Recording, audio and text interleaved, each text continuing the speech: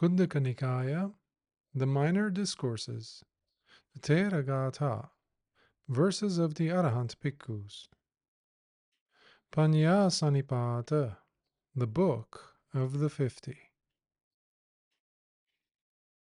Namo tassa bhagavato arahato samma sambuddhassa. Namo tassa bhagavato arahato samma sambuddhassa. Namo tassa bhagavato arahato samma sambuddhassa. Theragāthā 50.1 Tālapuṭa Thera, verses of the Venerable Tālapuṭa.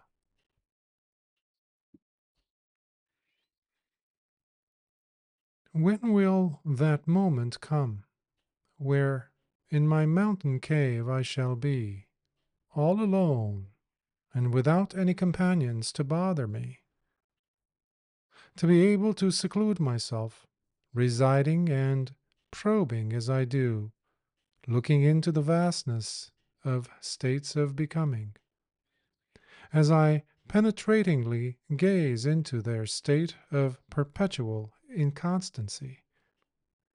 Ah, when will it yet again come back to me, this hope of mine? When will I experience seeing with such clarity once more? Oh, when will I, who wears the patched-up rag robes of an austere Bhikkhu, will dwell in my saffron-colored robes, but without having any more hopes or desires left in me, having already touched the very depth of calm and unshakable peace, where all passions, aversion as well as delusion, are all smashed into smithereens, with no residues left of them in me. Ah, when will I dwell happily within the comfort of my forest sanctuary?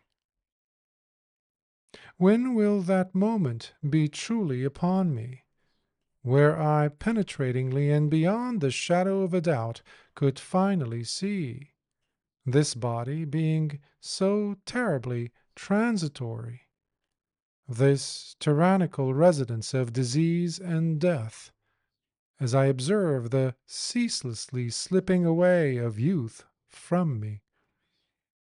I cannot wait to spend my time alone, living in the seclusion of the forest wilderness, but without any fear or anxiety.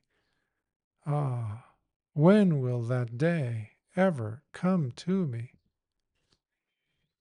When will that time ever come when I draw the sharp blade of wisdom, holding it up with resolute and fearless certainty, and with it strike down the parasitic vines of tanha, with every one of its spawning branches of the thirst for more, that proliferates and twines everything I experience, sullying each, that terrifyingly insatiable originator of fear herself, the one who never runs out of suffering she brings to me.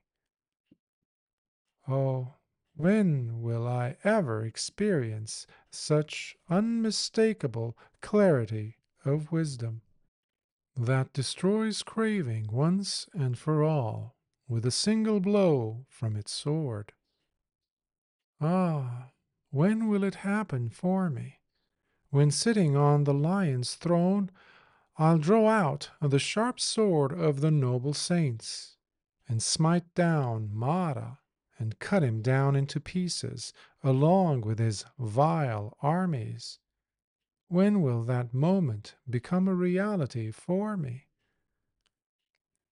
I wonder when will it ever take place, where sitting in the gathering of the noble ones, those virtuous, undefiled, and rare beings, who with their every breath venerate the sublime Dhamma. And I too, alongside the pure, will sit, as I, just like them, will be able to see things the way they really are, with faculties fully restrained and heart released. Ah, when will that happen to me? When will that day come, when exhaustion and sluggishness, along with hunger and thirst, won't matter to me at all? Where sitting at my mountain cave in Giribbaja, I'll be unmoved by the piercing dampness, the scorching heat, or shivering cold, or the pesky insects and all kinds of slithering and creepy crawlies, where none would bother me nor wreak havoc on me any more, as I dedicate all my energies for the attainment of my ultimate goal. Ah, when indeed will that day come to me? Oh, when will that time finally arrive, when I too realize and directly grasp that which was realized by the great sage himself? Sitting in deep serenity and fully collected, where I too will penetratingly understand the Four Noble Truths that are so difficult for most to know and see. Ah, when will that day ever come to me? When indeed will that moment arrive for me, when through the stilling of the heart, wisdom will penetrate through, and I could finally come to see how all forms that are seen, sounds that are heard, odors that are smelled, flavors tasted, and tactile objects touched through the body, along with the ideas that appear in the mind, are all in fact ceaselessly blazing like wildfires non-stop in me. Oh, when will that clear understanding ever come to me? Will that day ever come when I will sit there absolutely unmoved nor agitated at all, despite being the target of ridicule and abuse, when others chastise me unfairly or hurl verbal daggers at me? When will that day come when I stand there unperturbed and cool, but without ever losing my momentum or drive, being utterly unshaken by words of praise or admiration, too? Ah, when will that moment ever come to me?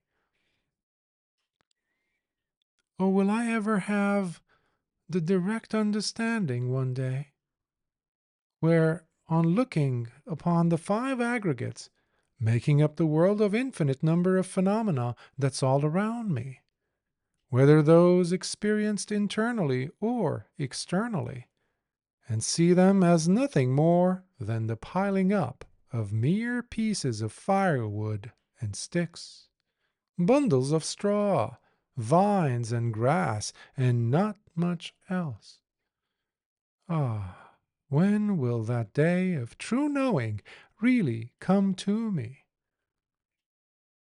Ah, when will the day come when the long-awaited and burdened monsoon clouds, unleashing their heavy raindrops on me, will drench me in their torrential showers, wetting me in my newly mended robes, as I dwell in the forest alone, striving with every bit of energy I have, long traveled by the noble sages before me, as I too endeavor and walk on the very path they themselves walked.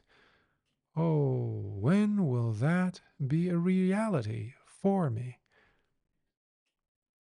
When will the day come, as I hear the blue-crowned peacock give out its lovely cry, breaking the silence of the forest, just at the moment when I emerge from the deathless state, while sitting, smiling in my mountain cave.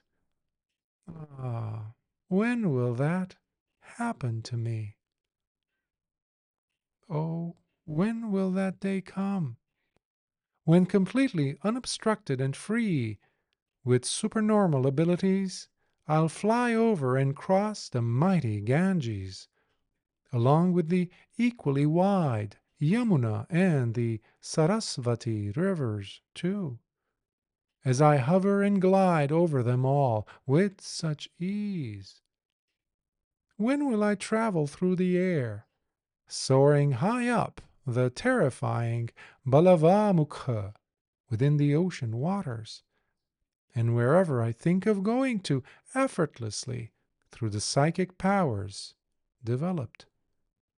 Oh, when will that be a reality for me? Oh, when is that moment going to come?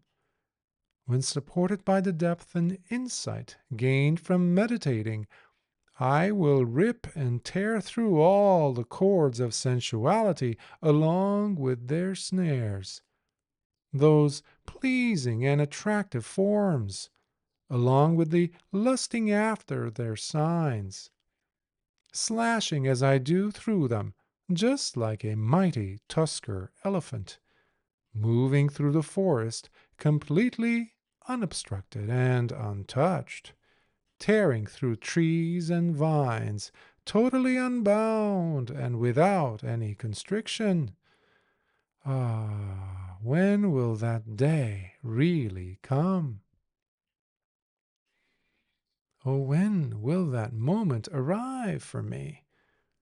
When I fully penetrate and understand the Dhamma supreme, and attain the very goal of all that's described by the great sage.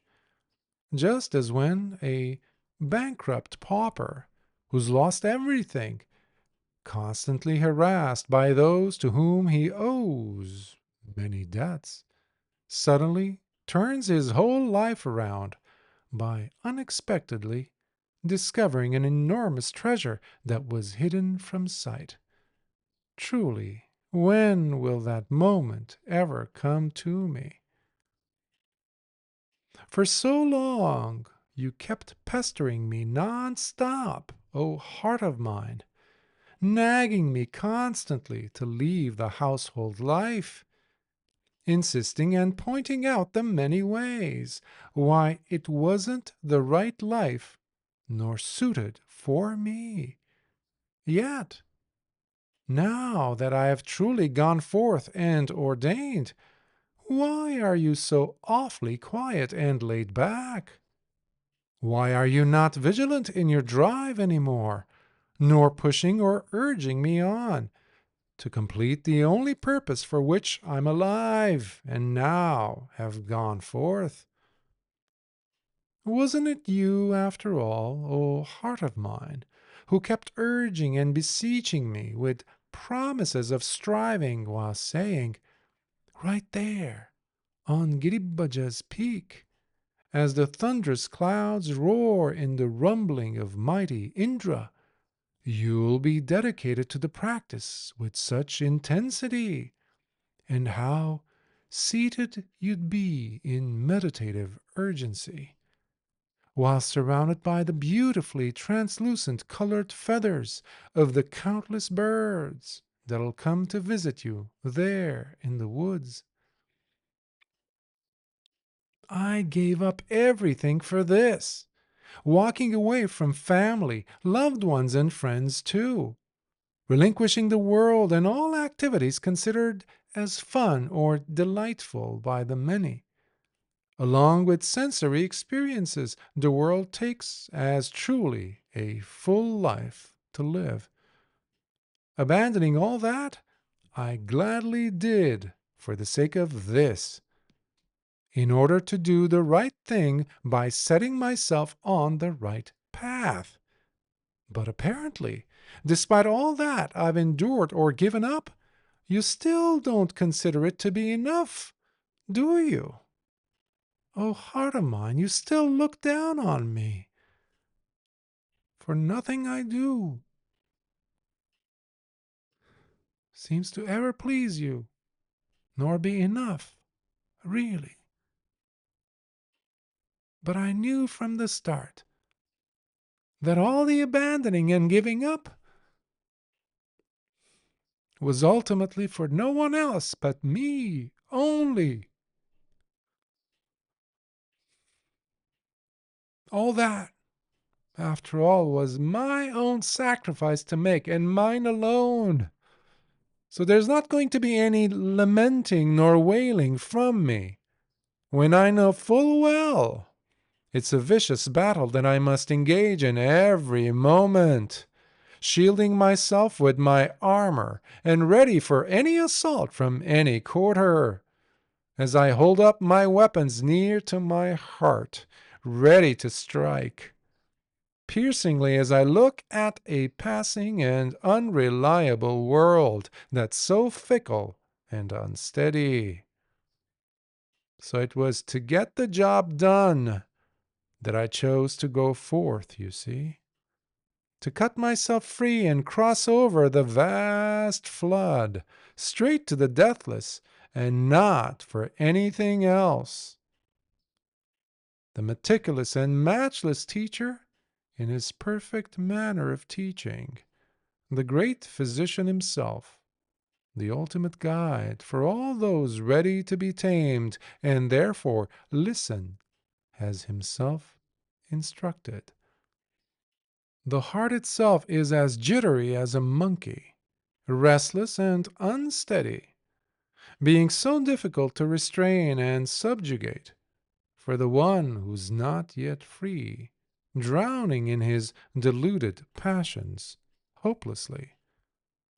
This because the world of sensory pleasures is endlessly diverse, sweet to the taste and delightful always, for the deluded fools, that is, the ignorant putujanas that make up the majority, who cannot see beyond those transitory things really, to the point where knowingly they step into the trap, deluding and blindfolding themselves repeatedly as they wishfully walk back onto the plank of endless suffering, guided by a heart that's kept in the dark, intent on banishing and throwing themselves back into the abysmal hells.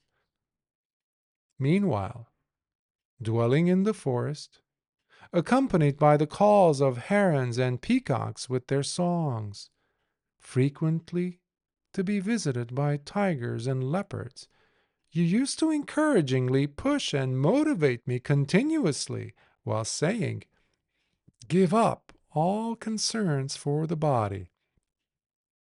Don't miss this incredible opportunity, and push beyond all your preconceived limits, and don't look back." Yes, O heart of mine, with these words you used to urge me repeatedly. Cultivate and go deep into the very depths of what meditating could take you, supported by the 5 spiritual faculties, their powers, and the 7 factors too, while strengthening yourself in the stability of right samadhi, until you make contact and thus realize the threefold super knowledges that are the culmination of the Buddha's dispensation. Remember these words, O heart of mine, words you used to tell me repeatedly. Cultivate and fully make the eightfold noble path your very own, and by having it become the very blueprint of your life, you'll soon accomplish what you haven't accomplished before, liberating yourself as you become finally released from suffering by attaining the deathless itself. So, cleanse and keep purifying yourself through the means of the eightfold, that is truly noble indeed. Using these words, you kept urging me to carry on. Remember all that, O heart of mine? Look again and again at the aggregates, you used to insist, and wisely pay attention at their specialty, by seeing clearly how they're no more than the very factories producing for you all kinds of suffering. Therefore, don't waste any more time and put an end to the madness while you're still here, instead of living a life that's full of suffering. Do you recall all those words of advice you kept offering me, while urging me on, O heart of mine, to never give up and to persevere? Just stop the wandering mind in its tracks by carefully restraining it with skillful versatility, as you wisely reflect on and pay close attention to the fact of impermanency, out of which suffering flows uninterruptedly. See, therefore, how there's nothing but emptiness to be found within, where the deluded go on looking for a soul, as they keep dragging themselves from one slaughterhouse to yet another. All this you used to tell me. Remember, O heart of mine, urging me to be relentless in my efforts. With a head that's now cleanly shaven, knowing full well the meaning of being ostracized, where society tries to block me from their view, pretending not to see, considering what they're witnessing as an embarrassment or unsightly at best, while going from house to house, carrying a bowl in my hands. Persevere, you used to call out to me from within. Keep dedicating yourself fully to what the great sage, your matchless teacher, has taught, and leave everything else behind. Remember, O heart of mine, using these words, you kept urging me on to carry on. Walk through the streets with ever-present restraint, visiting the families of householders to obtain my daily meal.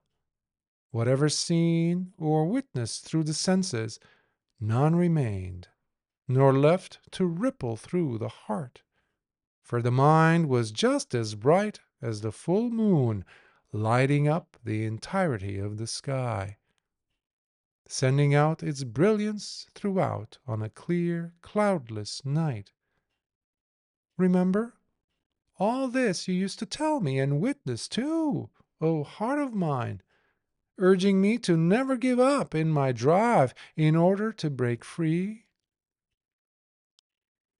Live the life of a recluse, dwelling in the jungle wilderness, surviving only on what you're offered or that's dropped into your bowl, practicing diligently while living and where bodies are burned and turned into ash, donning the bhikkhu's robes that are patched up with the rags you've picked up. Be the one who sits and never lies down to rest, delighting in your practice of the dhutangas, so often praised by the wise. Remember, all this you used to tell me, O heart of mine, urging me to go on relentlessly and to never give up. But, O heart of mine, don't you see that, on the one hand, you encouraged and urged me to persevere, so to penetrate and acquaint myself with the fact of impermanence that's behind each and every thing? Yet, on the other, you're now behaving just like that foolish man, who, although seeking to gain fruits from trees, sacrifices so much while dedicating his valuable time and energy and starts planting fruit-bearing trees. But being unwise and impatient, he suddenly goes off and tries chopping down the very tree he's planted, without even giving it the chance of producing any fruits. While lacking any form or shape to call your own, solitary in your pacing, you've been traveling for so long. But now I'm done, tired of all this aimless sojourning. No longer am I going to obey nor do your bidding. I see how all objects of the senses are ultimately nothing but suffering, each being a terrible blister to endure, and truly fearsome indeed. So now I'm making Nibbana my only aim and destination, as I walk towards it, the rest of the way, all alone, but with full intent. It was not because of running out of luck, or the result of a dare, nor to seek an easy way to make a living, nor an act done from a whim, nor trying to escape a disgraceful or an embarrassing series of events that made me decide to abandon the life of a householder and go forth. But it was because I completely trusted you by placing my faith in the promise you made to me, O heart of mine, when you told me that I too would attain.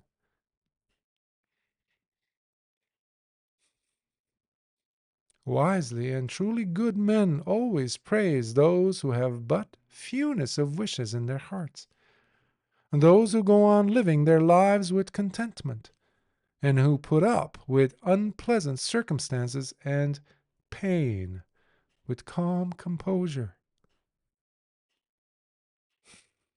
These things you used to tell me to galvanize and invigorate me, while urging me to push forward into unknown territory. All this you did, but now you keep backing away just when I need you the most. But instead, you're going back to your old decrepit ways, behaving as you did previously, desperately trying to pretend like nothing's really changed at all in me. Whether it's craving or the ignorance it's led by, with loves and hates, or delightful signs and forms sought after, along with the pleasing feelings accompanying them all, as well as the various chords of sensory pleasures and their stimulations, all of them. I've puked them out already.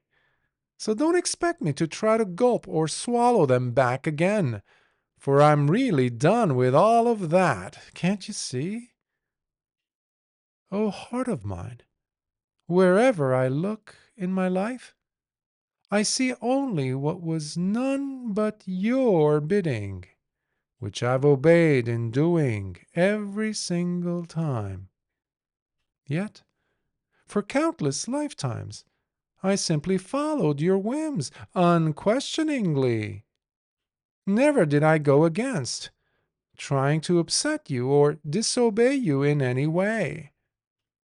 But what all that obedience has left me with is what I now have to deal with, the results of your blind insatiability for more, and the suffering your ingratitude has amassed all throughout that time, which I'm now going against, trying to remove. But having said that, I also know that only you, O heart of mine, can truly help one be born a Brahmin, a Kshatriya or royal prince, or even a king. It's also the result of listening to your counsel that we end up as paupers, servants, or what people deem to be left untouched. It's because of you, too, that we end up in the heavenly realms as devas bright. All as a result of following you, O heart of mine. It's because of you that we've ended up in the asura realms also. Because of you, indeed, we were deposited in hell too, countless times over. Not to mention being born as animals within the numerous animal realms. Also, it was all due to you and what you made us believe and do that we became petas, drifting in terrible misery, totally abandoned and forgotten as hungry, miserable ghosts. But not any more. For whatever may happen to come through the gates of the future, I won't allow you to stab me in the back again, like you've done countless times before, flipping through the slew of treacherous displays which you never ran out in employing against me. Never have I sought to harm you. Yet you, O charlatan, have been at your tricks non-stop. And having to work with you has been equal to working with a crazy lunatic. For despite not having done anything mean to you, you've always treated me badly. You, O erratically insane and foolish heart of mine. In the past, you went off, O heart of mine, to wherever you fancied in going, following your whims wherever they took you, being a hopeless drifter here and there. But now, no more. From now on, you are to do exactly what I tell you, as I control you wisely. So, from this point forth, it's my bidding that you'll be expected to do. For I am your guide and mahout, who, just like training a mighty and savage elephant in rut, will be disciplining and bringing you into full obedience, as I masterfully use my trainer's hook, keeping you in check at all times. The great teacher showed me this entire existence clearly, as it truly is, being totally impermanent, lacking stability of any kind, and completely empty of an essence. So, O heart of mine, collaborate and work with me, and let's just make the great leap by penetrating into the teaching of the conqueror, which is the only thing able to carry me to safety and transport me over the great flood that's so difficult to cross. So don't expect things to return to what you considered normal. This because now things have truly changed for the good, and I will have complete control over you, never returning the helm back to you ever again. Now that I've gone forth in the discipline and tradition of the great sage himself, individuals like me, therefore, will never collapse nor forfeit ever again. This great earth, with its mighty oceans and highest mountains, along with its flowing rivers wide, throughout the four directions, with their intermediate ranges, whether below the ground or high above in the sky. There's nowhere for you to run to, nor try to disappear into. For everywhere in the three realms of existence, you'll see nothing but that which is impermanent and troublesome indeed. So, O heart of mine, where are you putting your faith in safety or an escape to, really? Hoping to somehow find happiness or some delight? With my mind made up and determined, being thus firm in my resolution, now set on my goal to attain, there's nothing you could really do, O heart, to try to turn me away somehow from my aim. I'm beyond your control, no more to follow you again. For how could I seek comfort in this bag of filth that's open on both ends? Utterly unreliable and deplorable, really. This body of mine with its 9 orifices that never stop leaking.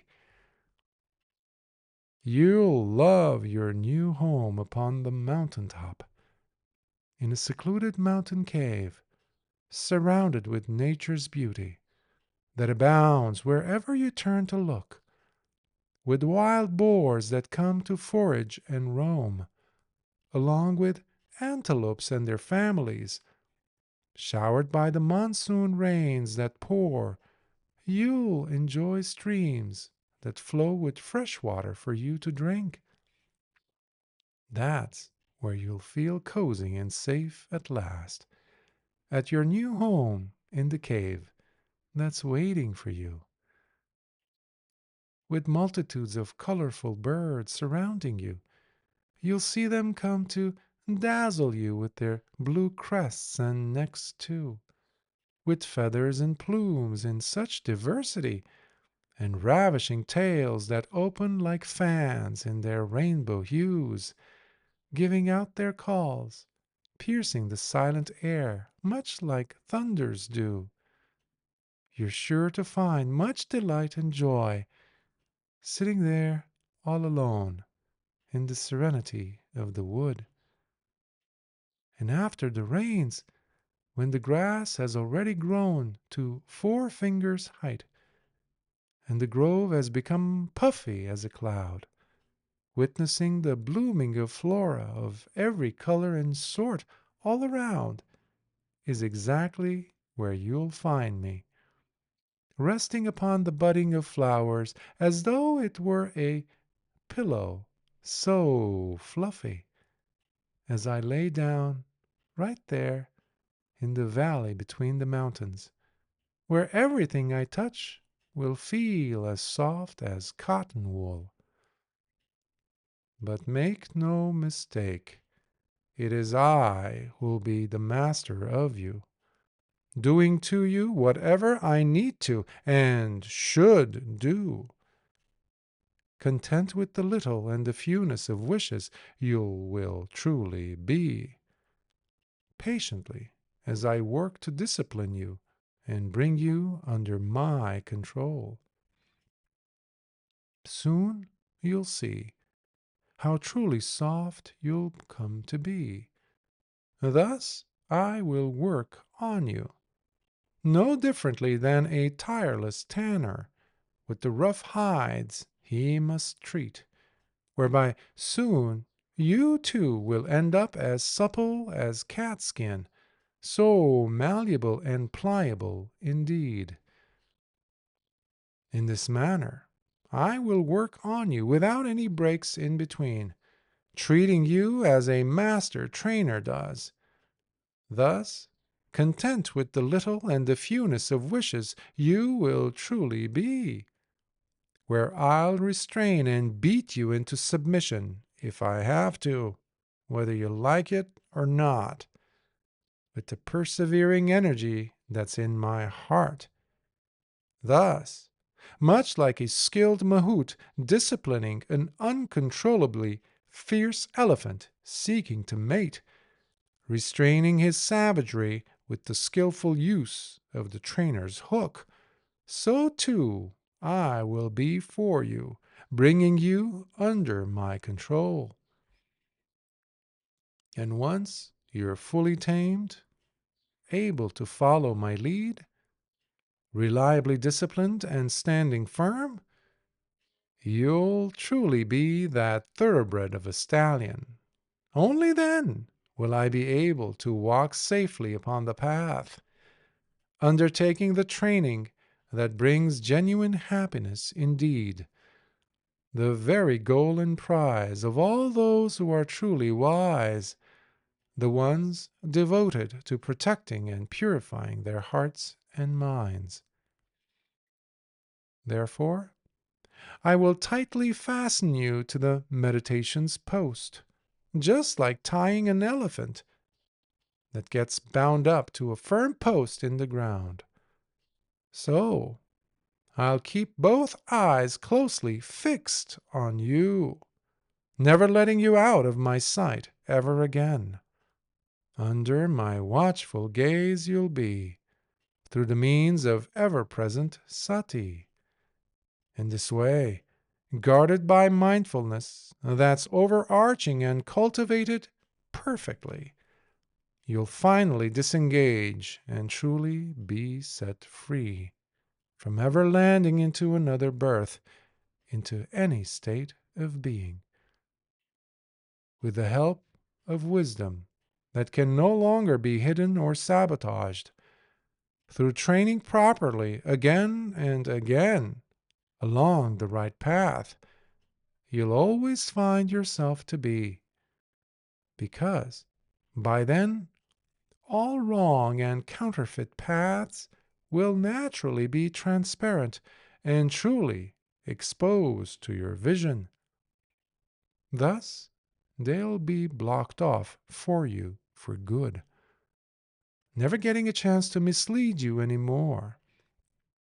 Thus, by having seen and witnessed both the rise and fall of all things that cause suffering, soon you too will be an heir to the matchless teacher, whose Dhamma your very life will soon become.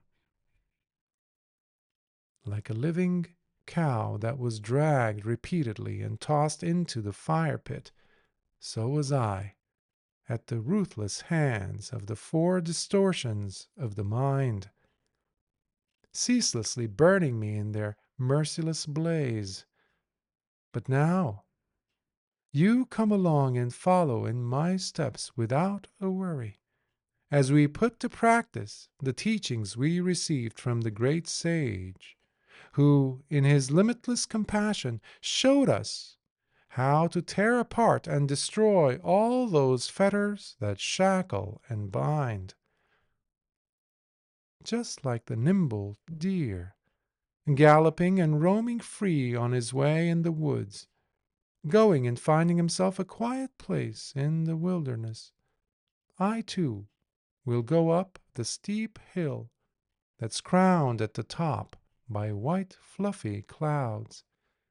There I'll live by myself, where no crowds could come to trouble me, living free from the noise and hubbub of those who do not strive. It's there where I shall indeed find my happy delight.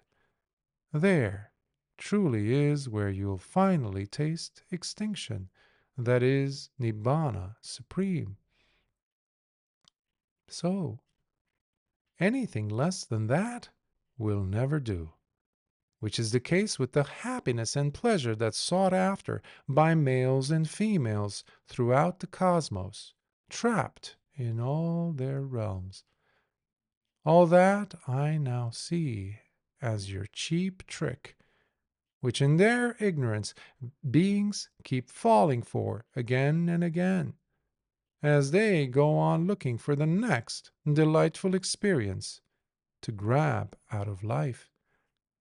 Thus, life after life, they perpetually remain obedient slaves to Mara, along with you, his undercover agent and servant. Oh, heart of mine, you hoodwinked fool. These were the verses spoken by the Venerable Tālapuṭa. Sadhu, sadhu, sadhu.